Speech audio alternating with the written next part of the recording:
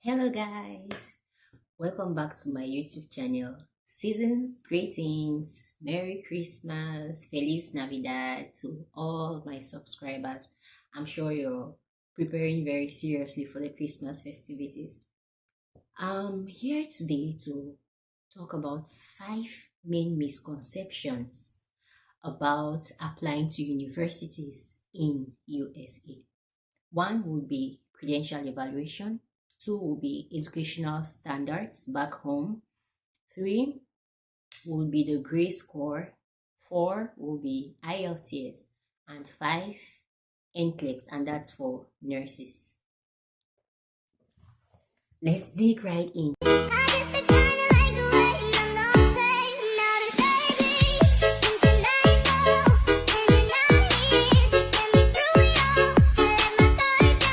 So, the first misconception that so many people have about applying to schools in the USA is that you must get your credentials evaluated by a credential evaluating body like WES, that's World Educational Services, or maybe CGFNS.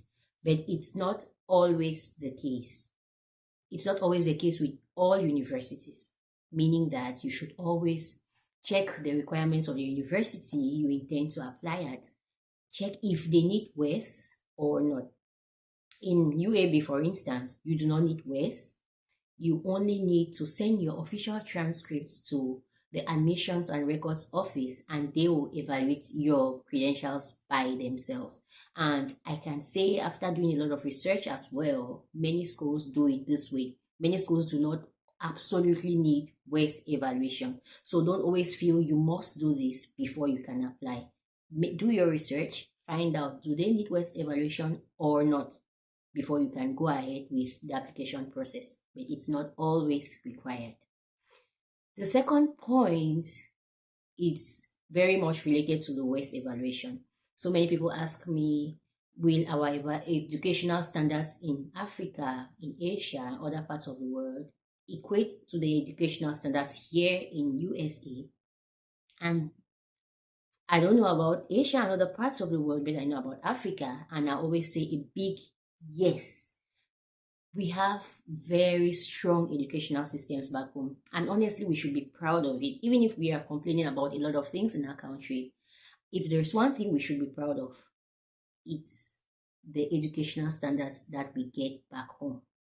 And we know we always get these degrees, these results under very rigorous conditions, under very strict educational systems, and we ace it. So we are doing very well. So when you have your educational transcripts, certificates back home and you send it here, most often than not, it has the same standard as the US system. That's why you probably do not need a WES evaluation. So the educational standards we get back home are good, and they can equate to the educational standards here in USA. So it's not something you should worry about. It's not something you should fret about.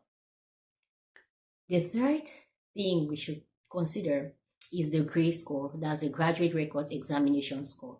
So this is a score or a test used to determine the intellectual capacity of a student for graduate studies. So this test is often needed for those who want to do a master's or a PhD, and it's not always needed.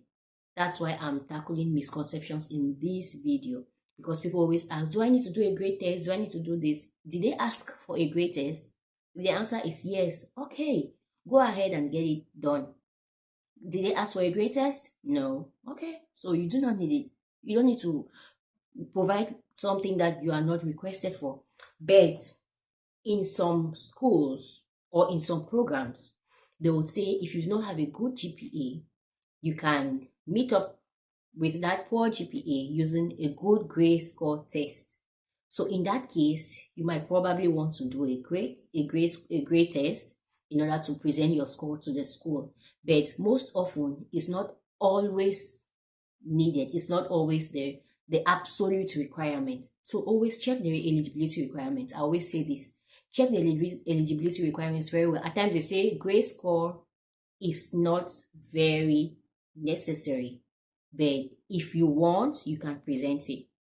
They usually say this also in some eligibility requirements. So if you feel that you want to do the grade score to increase your chances of admission into a certain school program. Okay, that's great. You can go ahead and do it. You increase your chances of getting admission in schools. But like I'm saying, it's not always needed. So if you do not have to, you do not have to. But if you absolutely need to, yes, of course you have to. Or if you maybe want to do it to boost your chances of getting admissions, okay, go ahead. Now, the fourth misconception, the big one, IELTS, English, International English Language Testing System. It's a big dread for so many people because sadly, unfortunately, most often this is required for those who do not have English as their first language, or those who do not have English as the language of instruction in the schools where they studied back home.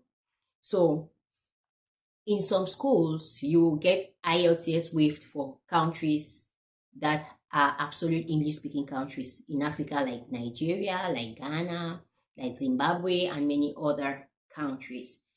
And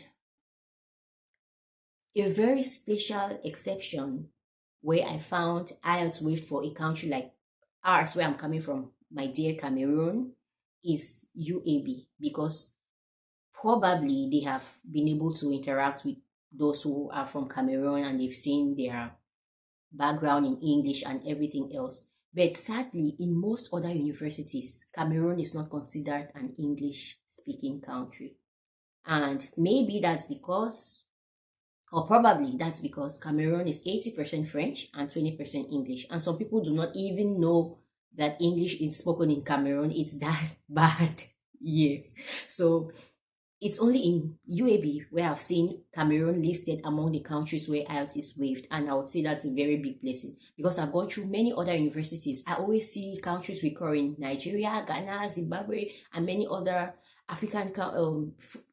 many other English-speaking African countries. They do not need to provide IELTS results, but sadly, Cameroon is not included, and it means you have to take the IELTS exams in order to be able to apply. So if you plan to apply to schools, do your IELTS exams early enough so that you can use this IELTS score to apply to as many schools as possible, to give you a broader perspective, to give you a greater range of choices, and to help you to be able to decide exactly which school you want to go to, because you have had so many schools to choose from after getting your IELTS results. But IELTS is not always required, so you should always check, and always check for the international requirements. Always check the international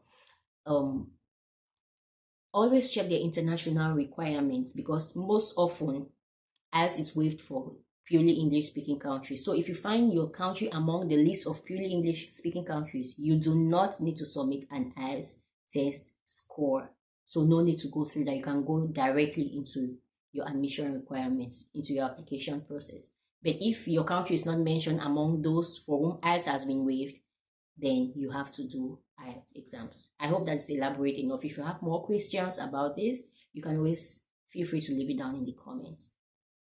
The fifth misconception is NCLEX. Some people asked me, did you do NCLEX before getting a PhD admission? No, no, no. I did not do NCLEX before doing a PhD admission. Here, NCLEX is required for those who want to do a doctor in nursing practice. That's for those who are more clinical oriented. So if you want to do a doctor in nursing practice in USA, of course, you need NCLEX registered nursing license in order to be able to get admission to do a DNP. But if you want to do just a PhD, NCLEX is optional if you want. If you don't want, it's still fine. You do not need it. It's not a requirement. It will not boost your chances of being admitted into the program. It will not lower your chances of being admitted in the program if you do not have it. So no, no, no. You do not need NCLEX license in order to apply for a PhD in nursing. So guys, that's what I gathered for you today. So remember, the 5 main misconceptions that we have most often in applying for schools here is one, do we need to do West evaluation of our credentials? No, not in every case. Check the requirements of the specific school you want to apply at. 2, our educational standards back home, are they good enough? Do they equate to USA standards? Yes, most often it can be equated to the US standards. 3, do I need to do a grade score? Is it required? And I'll ask you the question again. Did the program you want to apply for absolutely request a grade score? If the answer is yes, then yes, you need to do a grade score. If the answer is you might do it to increase your chances, then you might want to consider a grade score. If the answer is no, it was not mentioned, then don't need to fret about it. 4, do I need to submit an IELTS test score? Yes, if your country is not an English-speaking country and it's not listed among those for whom IELTS has been waived, yes, you need to submit an IELTS test score to show that you are proficient in English. And 5, the last but not the least, do I need NCLEX license in order to apply for a PhD program or master's program or whatever in USA? No, you do not need an NCLEX license for a PhD in nursing, but you need an NCLEX license for a doctor in nursing practice. Thank you so much for watching. If you have not subscribed to our YouTube channel, come on, smash the subscribe button, turn on your notification bell so that you'll be notified whenever we post a new video. I wish you and your family a very Merry Christmas and a prosperous 2024 ahead. Stay blessed. Love you all. Bye.